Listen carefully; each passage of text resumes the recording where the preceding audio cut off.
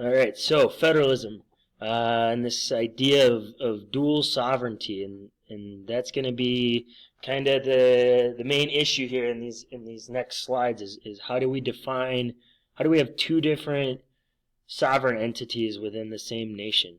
And you may remember from the Constitution that federal laws reign supreme, and so is there even equal sovereignty? And those are some of the things we'll consider. Kind of an interesting thing to note is, nowadays we tend to identify ourselves as being American or being from the United States. And it used to be, states used to have quite a bit more power, and to the point, especially at the time the Constitution was written, people would identify not as American, but by which state they were from. So let's get into this idea of federalism. First off, some questions to consider. What is federalism? What are the three ways governments distribute power? And those two are things we discussed in earlier presentations, so hopefully you can recall those. Why might federalism be useful for a country with a large area or population? What are some benefits to federalism? And what are some problems with federalism? I'm going to let you answer those first two on your own. We'll let you address all three of these, and if you guys could remind me when we do our Q&A session next week, we'll talk about this some more. But hopefully these are some things you'll have a better idea of at the end of the presentation. All right. So the federal system, or the federalist system, there are what are known as delegated powers, concurrent powers, and reserved powers. And this slide is something we're going to come back to in the next video. But the delegated powers are your powers of the national government. Concurrent powers are powers that the state and federal government share. And then powers of the state government are obviously powers that each state has. So kind of look these over, but we're going to go into them in a lot more detail. I want them to be on your radar as you brainstorming things and thinking about what we looked at in the Constitution as we go through these slides. So first off, next up, I suppose, we've got fiscal federalism.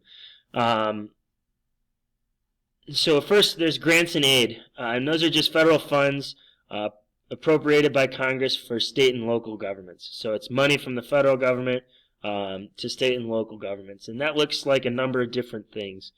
So we got categorical grants, which are used for specific funding at the state and local level. And one of the things with categorical grants, those tend to be preferred by nationalists, or people who prefer a stronger, unitarians maybe. People who want a stronger federal government would want categorical grants. Why? Think about why that might be. If you're not sure, categorical grants are given for specific things, which gives Congress at the federal level much more power. Project grants are specific grants designated on a merit basis. Formula grants aren't applied for. It's essentially there's a formula that's written up, and that formula determines whether or not different places where the money goes. And then block grants are very broad, vague grants, kind of chunks of money or blocks of money given to the state governments, and the state governments are able to do with that money more or less as they please. And so people that are in favor of a smaller national government would tend to prefer block grants. So think about, at the state level, Colorado, we had the Colorado CARES Act on our ballot a couple weeks back. What could be some consequences to offering a lot of benefits to people at the state level? And go ahead and brainstorm that.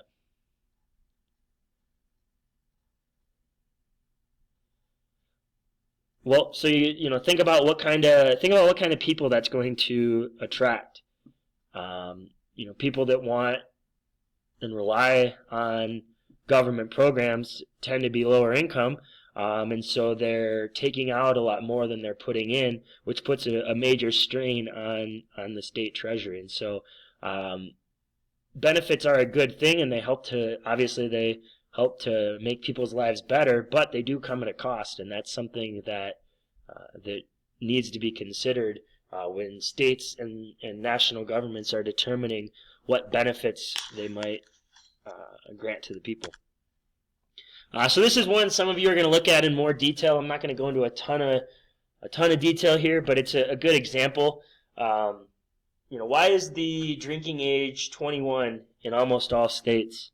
And I think this cartoon does a good job of depicting it. You've got on the one hand, states want the federal money, but then the federal government's going to say, well, if you're going to get this money, then you're going to have to do X, Y, and Z, and so they will they'll withhold that money if they don't do it. So up until 1984, most states had a drinking age at 18, and then in 1984, Congress passed the National Minimum Age Drinking Act, which basically told states that if you don't raise the minimum drinking age to 21, we aren't going to give you, we're going to take away up to 10% of your federal highway funding.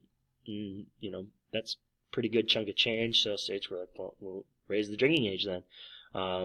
So there are, I think it's 5 states that have sort of unique rules where if you're on private property, you don't need consent.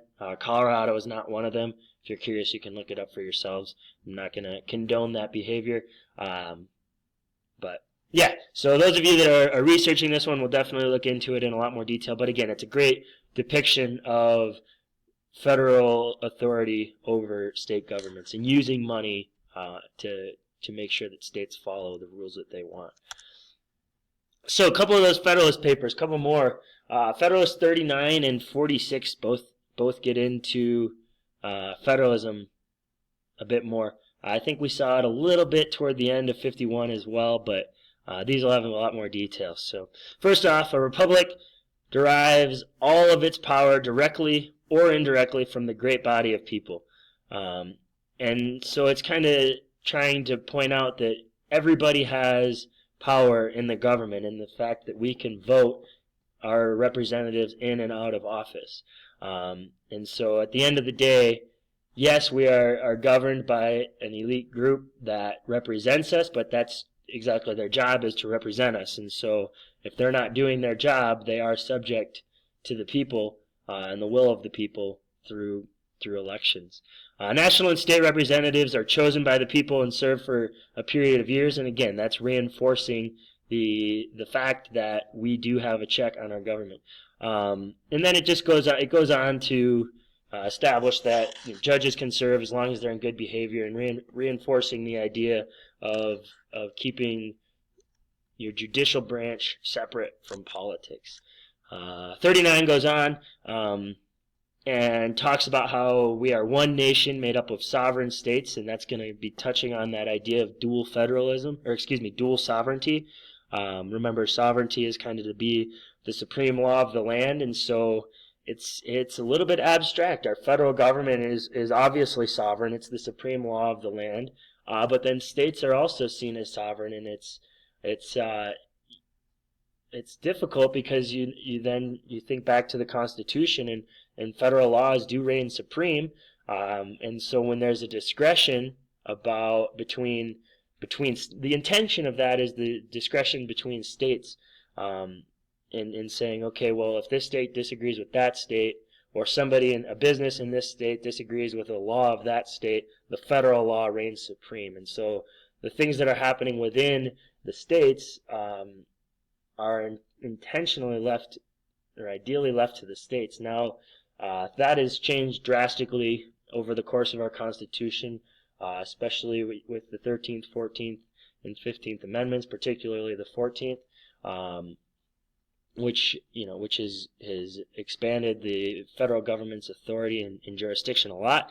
But it's this idea of federalism versus nationalism, and how do we keep two sovereign entities in power.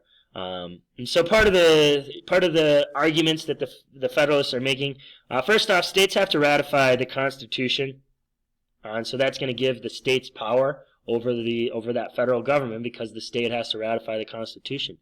The jurisdiction of the federal government only extends to the enumerated powers of the Constitution, the powers that are specifically granted to the federal government. Otherwise, the 10th Amendment is protecting the, not yet I suppose, by 1791, but the 10th Amendment is added because the Anti-Federalists wanted us to state that the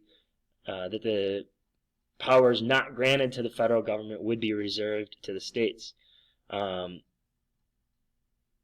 we are seen, again, to reinforce the federalism idea, states are seen as sovereign, and that's, again, trying to push the idea that the states do have rights and that this isn't just going to be a tyrannical oppression of a nationalist government.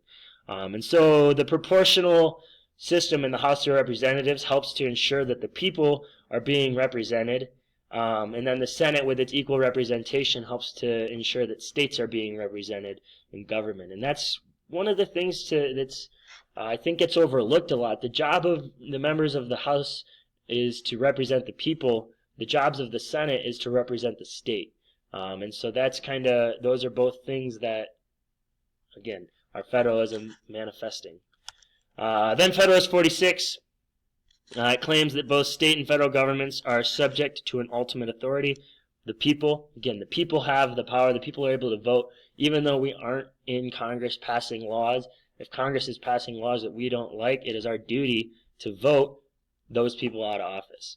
And so the other thing that gets outlined is the idea of the sphere of influence. And as you saw, or as you'll see, I'm not going to quote 51 yet because some of you might look at this before we get to 51. But the states can't expand their sphere of influence without the federal government having its sphere contract, and vice versa. So if federal government gets too big, the states are going to be pushing back because states want to keep power. And if state governments get too strong, the federal government will push back because it inherently wants power. And so that's kind of the basics of federalism. In our next bit, we're going to look at where federalism falls in the Constitution. And this will be, I would say, much more AP driven. Some of those, concurrent powers, things like that are things that are more likely to see on the AP test. So stay tuned.